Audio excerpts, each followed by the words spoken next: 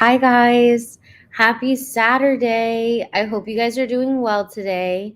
Um, oh my God, every time I do this, I forget I need to have headphones on. So hopefully the sound is okay. I'm actually may go get headphones in just a minute. Um, anyway, so it's Saturday. So we're almost done with the whole entire week one palette reset. Um, you guys may be having a shortened version of palette reset if you want to take your off day today, and that's totally okay. I know, like, it may feel like you're cheating, but it's really fine. Don't worry. um I want you guys to be able to have your cheat day on either Saturday or Sunday, whatever day works for you. And we can always switch your cheat day too, like if you've got an event going on during the week. Whatever's going on, we're going to be able to figure out how to make it adjustable and workable for you. And so I just wanted to get on to talk about the ending of week one, the cheat day, either today or tomorrow, you're going to have, and what to expect in week two. It's taking me a little bit of time to get on here today because I am so tired. Oh my God, this pregnancy has gotten me like so sleepy. And I think I'm just like, the baby is getting so big. I'm just getting so tired. But we also had a really busy week this week. So anyway, oh, hi, Sylvia. Oh, so awesome to see you on here with me. Thank you so much. I hope you're having an awesome week. I love all of your heart emojis. Yeah, I'm just so excited for you guys. Feel like it's been a really good week of everyone cheering each other on, and I love that so much. So bear with my sleepiness today. I swear this baby is just so big and he's moving around all the time. And I'm running out of breath. So, just crazy.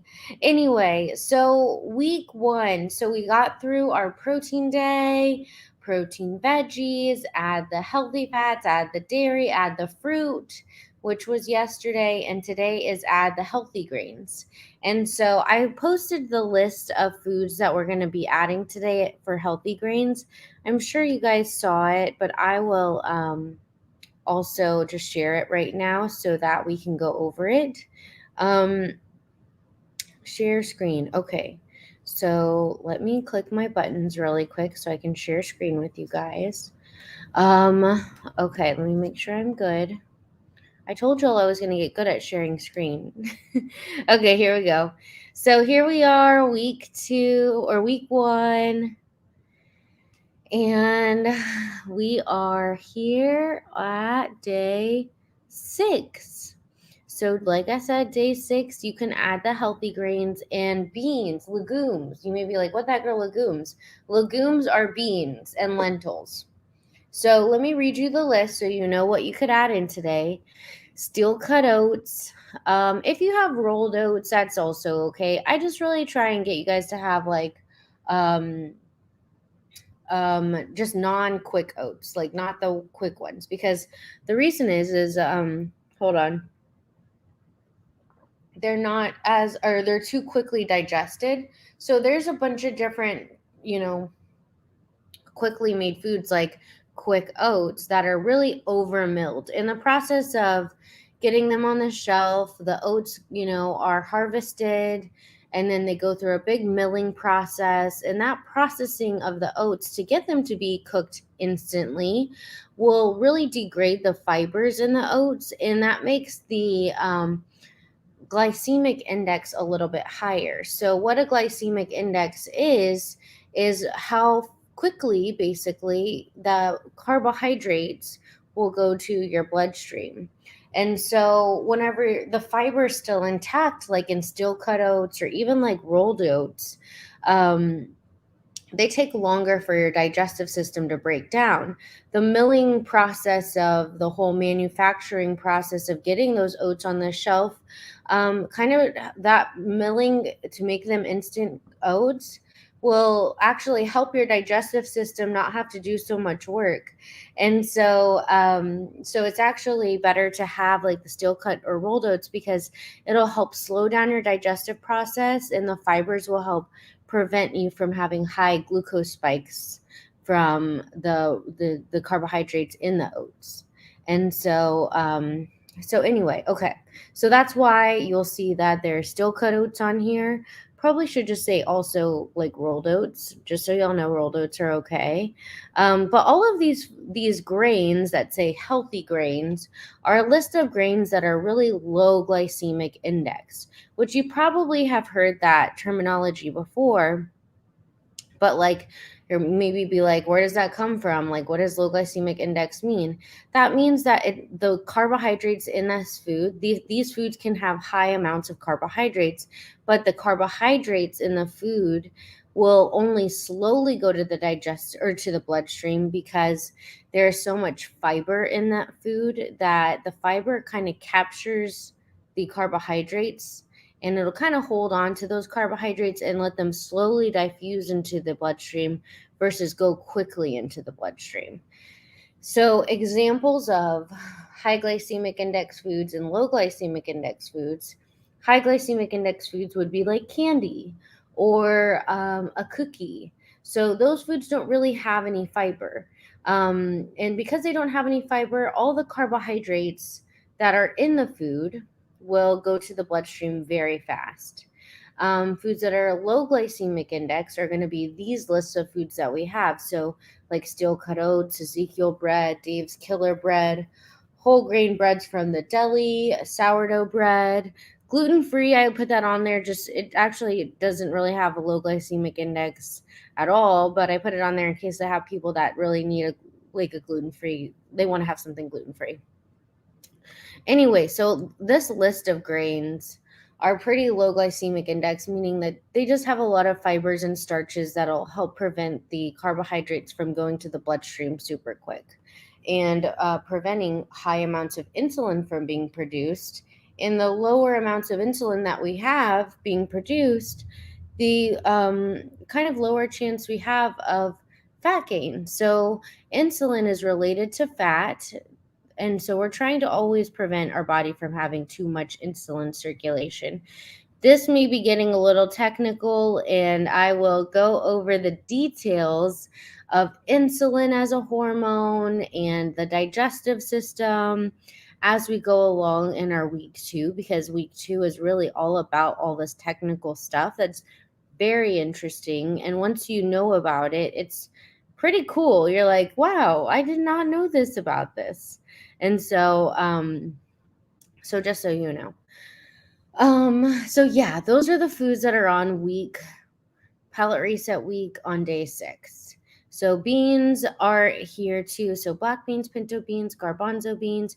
You can have whole grain pastas, brown rice, gluten-free pasta and bread, garbanzo beans, kidney beans, hummus, edamame. That's the list for today. So it's kind of a fun day because you're like, finally, I get to eat something more dense. Like if you like having like avocado toast on the regular or things like that, this is the day for it. So that's the rest of palate reset week. I hope you guys have had an awesome palate reset. I know palate reset can be a little challenging, so I'm really proud of you guys for just sticking with it and getting through the week. And if you've had like little like cheats here and there, don't worry. Like your goal is not to just be a perfect person with this nutrition. Your goal is to start making improvements. And one thing that we have going on with our nutrition program right now is we're doing the challenge, right? And so we have a challenge going on, and I have yet to be able to post who's all in the challenge and like who are the competitors, which I will do this weekend. I've just been so towards the end of the week, I get so busy with clinical patients, and so it's so hard for me to do other things, but soon Kara will be helping me with this, so it'll be a lot easier. Anyway, so yeah, I'll post all of who's participating in the challenge here this weekend, so you're ready to go for the week 2, and we can kind of see where everyone's at, so you can really have that competitive edge of like, who am I competing with? Who are my competitors? So anyway, so that's the end of day 6. That's what we're doing. If you are taking your cheat day today, let's talk about cheat day, and we're also going to talk about if you're taking it tomorrow, which Kevin and I will be taking our cheat day tomorrow. We have, um, see, I'm running out of breath. I swear this happens to me all the time in my nutrition appointments lately. I'm like in the clinic with my patient and I'm like talking and talking, and then like I'm out of breath. It's so embarrassing. I'm like, I cannot wait until I can breathe like a normal person. I'm sure all you moms totally get me. I wonder if I ever become able to breathe again. Anyway, let me take a sip of water. Um, I got an unsweet tea from QT today. I love QT's unsweet teas that they have. I just like unsweet tea like a lot. It's totally a pregnancy thing too. But I just put water and a little bit of like this lemon powder I have in it so I can drink water all day. Um Anyway, so cheat day today. So you may be wondering, like, what in the world am I supposed to do on cheat day? And also, I'm freaked out about cheat day. So what cheat day is, why, the whole process, let me tell you about it. So number one, why do we have a cheat day? So cheat day, oh wait, let me get out a share screen while I explain this. Stop screen share. Okay. So, cheat day. Why do we have a cheat day? It may seem like counterintuitive. You're here trying to work on your nutrition. Why would your nutritionist tell you, I want you to take a day off and cheat the plan? That doesn't make any sense, right? Like, it's kind of confusing. But there is like a lot of reason for it. So, let's see, let me tell you my story with my patient cases and also just even a personal story. So I've been a clinical nutritionist for 5 years, and for 5 years, I've always helped patients with weight loss. So I hear a lot of the same stories, and I had no clue I would hear the same stories, but it's just been the way it is. So for 5 years, I've heard this story of, Jewel, I need help with my nutrition because I struggle to stick to the plan. It's like I either am on the plan or off the plan, and there's no gray. Like I don't know how to be in the middle. And so that's the story almost all my patients tell me is like they're either on or they're off. And they're trying to understand, how can I be like on, but also have like some other foods that aren't on the plan every once in a while and not let it completely boss me around, like not let it just completely ruin my progress and derail my plan to where now I'm binge eating and now I'm just like not focused and I'm gaining weight back and all of that stuff. Like, how do I make that end in my life? And so when you practice a cheat day, I've had this program for quite a while and have integrated the cheat day on purpose because I need to teach you how to come back from deviations. So every week you're going to have a cheat day. And on that day, I want you to, it's not for necessarily weight loss, it's for lifestyle change. So we all want to lose weight, but we also want to make lifestyle change so that we are losing weight for life, not losing weight over and over and over again. You don't want to be losing the same 50 pounds over and over and over again. You want to lose it once and be done with it, right? And just maintain it. So, in that process of learning to do that, you have to learn how to eat food off of the plan, not let it completely derail you, and come back from that deviation the next day. So, every week in this nutrition program, you are going to be learning how to challenge your mind because it's totally here in your mind. Like, how do I eat something off of the plan and go back into my plan the next day? That takes trust. You have to learn how to trust yourself. That takes confidence. That makes you have to learn to be confident in the fact that you will come back from your, deviation. And so, we're going to be practicing that each week because I need you to prove to yourself that you can have food off of the plan and get right back onto your plan the next day. I also want to teach you a little bit about how weight fluctuates. So, all this week, you probably have been checking your weight as I asked you to do, and you're seeing that it's going down, but sometimes it goes up, and sometimes it goes down, and sometimes it goes up. That first day, most people probably lost at least 1 to 2 pounds. And you want to, now you're going to have a cheat day. You don't want to ruin everything, and you're scared. I want you to not be scared, and I want you to also learn about your weight. So, taking the cheat day helps you learn about your weight. Well, why do you gain weight after a cheat day? How do you get your weight to go back down after a cheat day? Those are all tools that you need to learn in order to be able to be successful long term. I don't want you to be just doing a nutrition plan trying to lose weight without learning how weight loss functions. And so I have to teach you about the body.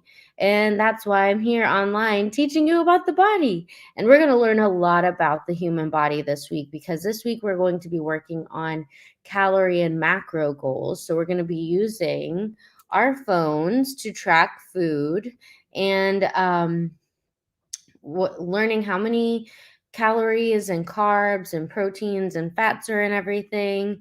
It's going to be a little bit more tedious than palate reset. And I know like a lot of people don't really like tracking, but you don't have to track for the rest of your life. I just need you to track at least for a week, because we're going to be doing that so that we can learn how much is in everything and how those foods affect our bodies. And so anyway, so the cheat day, what do you do on the cheat day? It sounds like it's self-explanatory, but I know we all like to know like what are our rules. And um so on the cheat day, what you're going to be doing is literally eating and drinking anything you want all day. I don't care.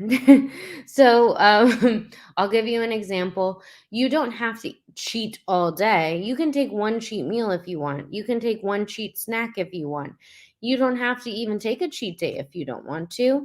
I do want to challenge you to eat at least one thing that is kind of like, I've been really craving that this week. I'm going to go for that, because I want you to do that mental practice of coming back from the deviation and not letting it completely derail your plan all week. Um, and so let me give you some examples of people and patients of mine, their cheat days and what those look like. So here I am out of breath again. Sorry. I'm like, let me take a moment.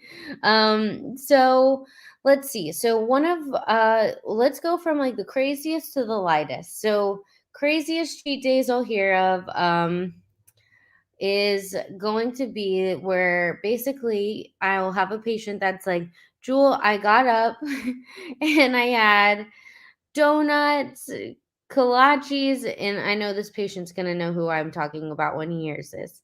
Donuts, kolaches, and like probably like something, a sweet beverage along with it, like soda or chocolate milk or something like that. And then they have later a snack, and they're like snacking on candy. And then later for lunch, they're going through their favorite drive-through, maybe getting like Chicken Express or, Chick-fil-A. And then they're going for other snacks. And then later, it's time for like some beer and some, chips and queso. And to where it's like an all day festive, like basically personal Thanksgiving. Um, so that's how crazy the cheat day can get. It can be however you want, though.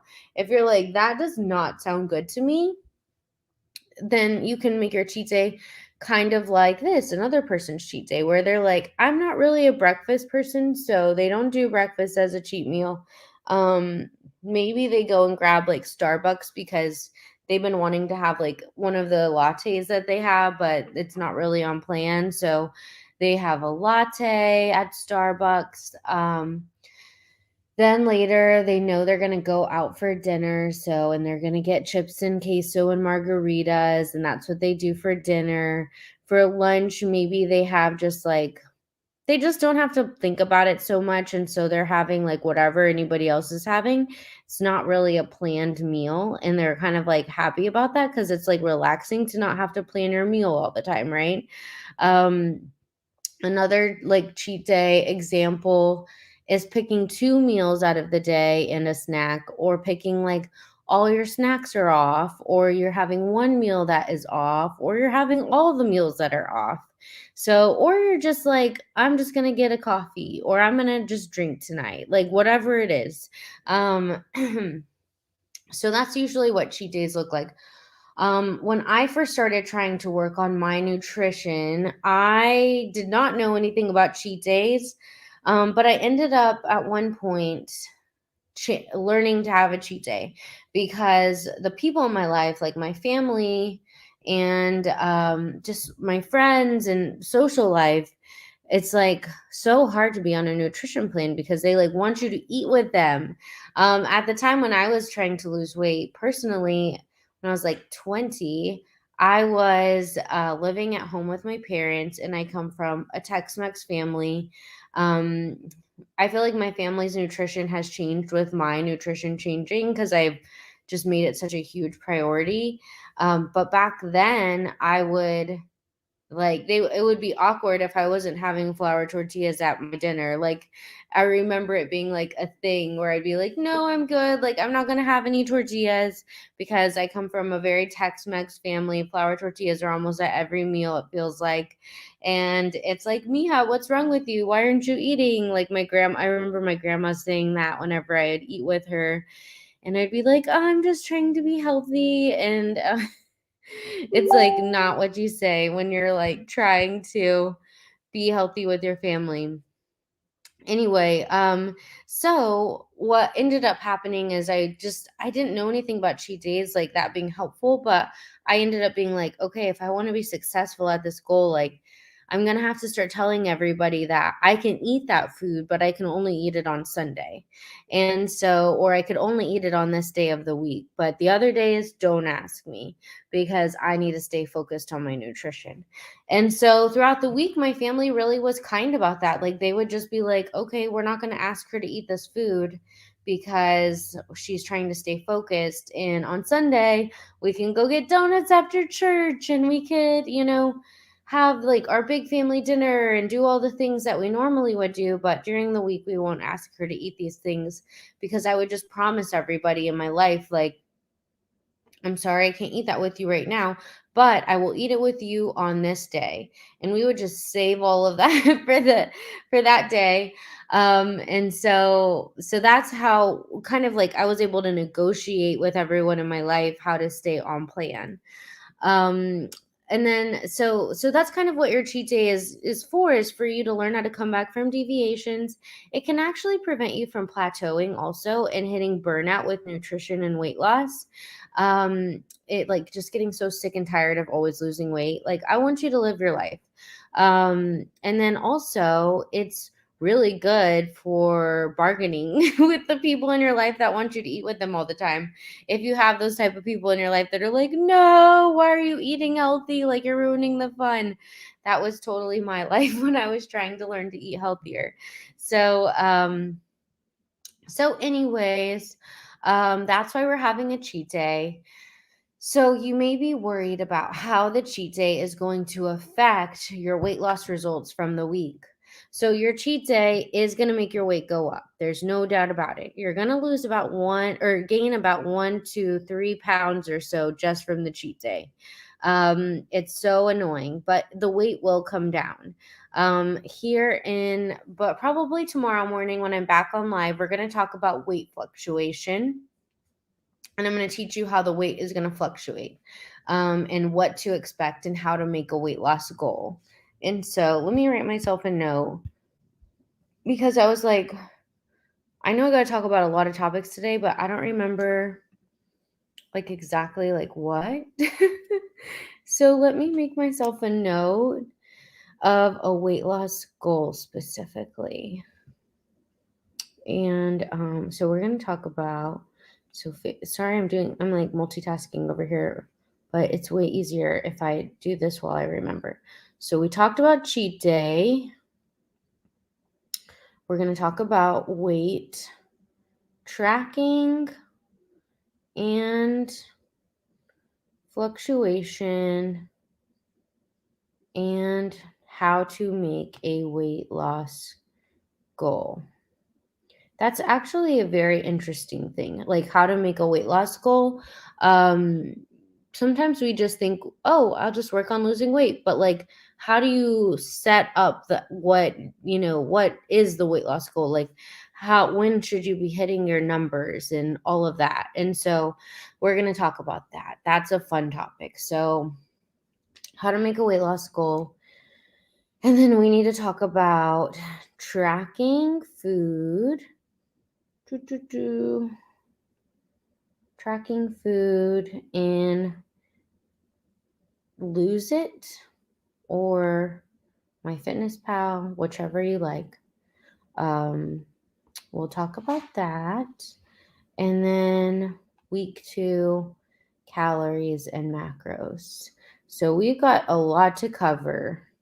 I wanted to cover some of this earlier in the week, but you guys, my week got so crazy by the end of it, and like my energy was just like going do do do do do do do. And so I finally got a little bit of sleep. And so I'm feeling a lot better. But yeah, I'm right now like making sure Kara's learning how to do everything with me. And so it's definitely just kind of, if you've ever like done training with anyone, it's like almost like you're doing kind of double work. And so I'm almost to the point where she's been learning for 3 weeks. And so I hope you all have enjoyed getting to know Kara and her coaching calls with you. We're going to do this challenge again in January, and we'll have Kara helping me, Kevin, and then me, a new coach as well.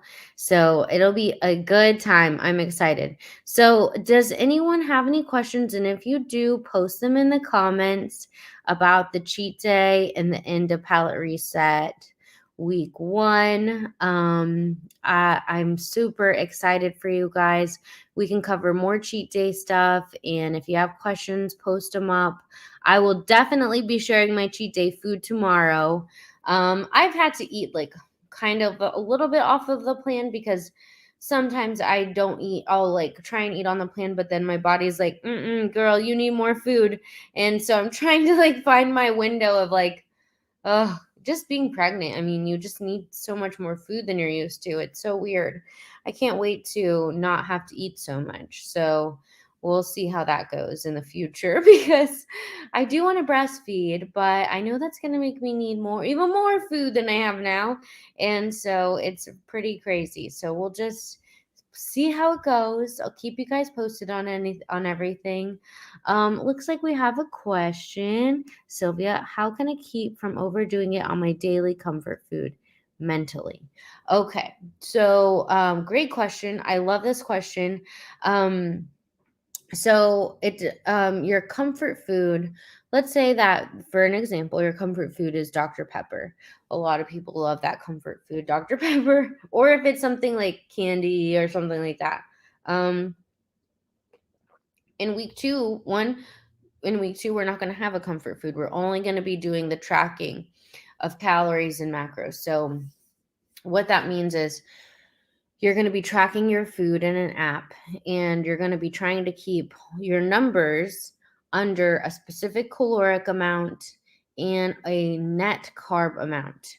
And so we'll talk about that tomorrow. But that means that you're not doing palate reset. That means you're going to be eating anything you want to eat as long as you stay within the numbers that you're given. And so, that can be hard in itself because you're now having a little bit more parameters and limitations with portions and things like that. And you're having to do a little bit more like documentation. So it's very tedious, but it teaches you so much. So, but the fact that you can have kind of anything you want as long as you stay within the numbers may actually help you with your comfort food. It'll help you kind of understand how much calories and carbs are in my comfort food and how does that affect what I'm eating all day. So that may be able to be helpful. But let's say, for example, you're doing palate reset again. If like in the future you decide to do it and you're like, oh my goodness, I'm getting so out of control with my comfort food, I'm just having it all day. A way for you to be able to improve on that is by picking a different comfort food. Like if this is a food that is really addictive to you and you just like can't stop eating it, then finding a substitution like let's see, what could be a good substitute? Like if you chose chips, as your comfort food, but then this next time around you choose to have Skinny Pop as your comfort food, it's just not as delicious. So you're kind of like, like I'm not that interested in it, but it's nice to know that I could have that if I want it. So maybe just picking a food that's a little less addictive could be very helpful. But that also it takes practice because this is your first time doing it. So, you're learning and you're learning what triggers you also. Like, oh my goodness, this food is so good. I just can't stop eating it. Like if it's ice cream or whatever. I really think this next week it will help a lot because you'll be learning how many calories and carbs are in that food. And so the knowledge of understanding how that affects your body is going to really make you be like, oh my goodness, like I don't want to add that to my day. So I'm just going to not have as much of it. Knowledge is power when it comes to nutrition. So I think that will be really helpful in helping you control that because you're just going to understand more about it. When you have to just tell yourself like no, like have less of it, it's just harder because you don't understand why exactly. The why for you right now is like, I know it's not on plan and I know it's not necessarily healthy for me, but why is it not as healthy for me is what you're going to learn this upcoming week. And in the actual ins and outs of like what that why is, like how does that affect fat in my body? How does fat grow in my body? How is fat lost in my body? These are the things we'll go over, and you will understand on a numbers level how to control fat growth with your food. And so I think that'll be really huge and helpful in you learning how to not overdo it with that food because you'll be like, oh my goodness, I know that if I get to this number of carbs and calories each day, like I'm really putting myself at risk for growing fat on my body. And I don't want to have any more fat than I already do. And so just knowing the numbers is going to make a huge difference for you. Whereas right now, it could be like, I know it's not good for me, but you don't understand like, what are the parameters of like, how much of this can I have without it causing a problem? And so I think that'll be kind of cool for you to learn about in this upcoming week is like, okay, it's unhealthy. Really, foods aren't unhealthy unless, I mean, really nothing is unhealthy. Everything gives you some sort of nutrients. And so, but if you're like, I know it's not good for me, I like to call them fun foods. It's like too much of a fun food for me right now. How do I stop eating so much of this fun food? Understanding it will help you be able to control it. And so I think that'll be pretty cool for you this week. So, do you recommend, next question is, do you recommend a palate reset every month? I actually do recommend a palate reset every month, or at least every 6 weeks, because I think palate reset really helps you kind of lose weight, but also reset behavior patterns with food. So, the reason why I designed Palette Reset the way it is to help you if you struggle with addiction with food, if you are feeling like out of control with food, if you feel unorganized with food, if you feel like you're eating too much junk food all the time, it really helps you kind of reset for a week.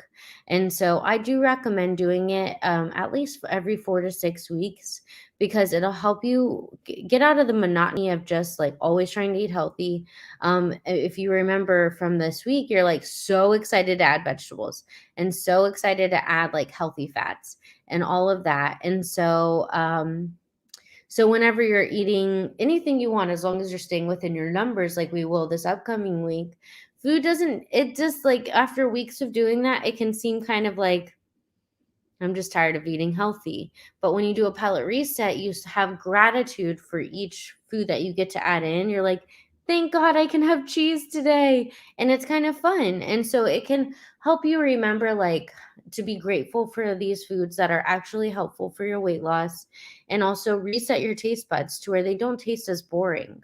Our taste buds are one of our five sensory mechanisms, and just like sound, if you listen to things too loud, then it doesn't sound loud to you anymore. So if you're always eating hyper palatable foods that are really delicious and have a lot of flavor, which are going to be like more engineered foods like chips and things in the middle of the grocery store that are designed to be addictive. They You'll be eating that so much that over time whole foods don't taste nearly as good.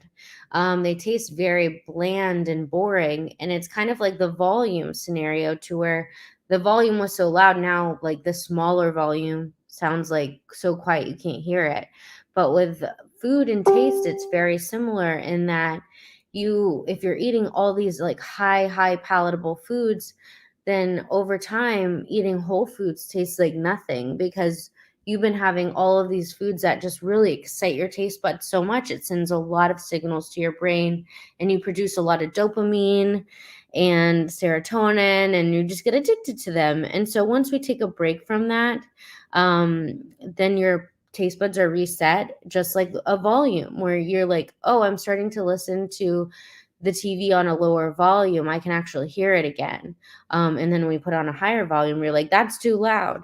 The same thing with your taste buds. And so we have to reset our taste buds sometimes.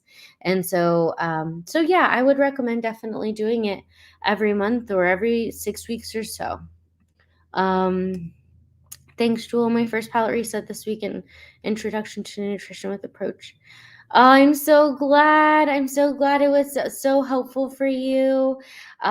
This nutrition, the Power program, is all about learning about nutrition, and not only losing weight and being on a challenge to lose weight, but like really educating yourself and almost being a student of nutrition.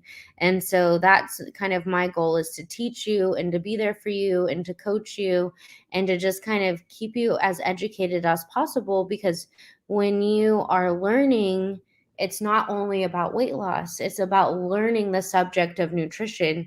And I think that's where things are a little broken when it comes to the weight loss world, is we're all just wanting to lose weight because we just feel so uncomfortable with our bodies, and we just want to make an impact on that goal.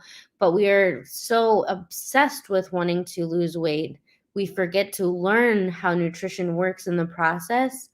And then we lose weight, but then we gain it back because we didn't learn anything. We just only focused on losing weight. So you got to learn as you're going about a weight loss program. And so I'm so glad to have y'all here on with me and doing this challenge. I think it's so cool that we get to do it together. It seriously makes me so fired up. So I'm super excited, and I will keep doing our lives. I'm trying to make them at 9 every morning. This week was just kind of hard towards the end of the week, but I think we should be good.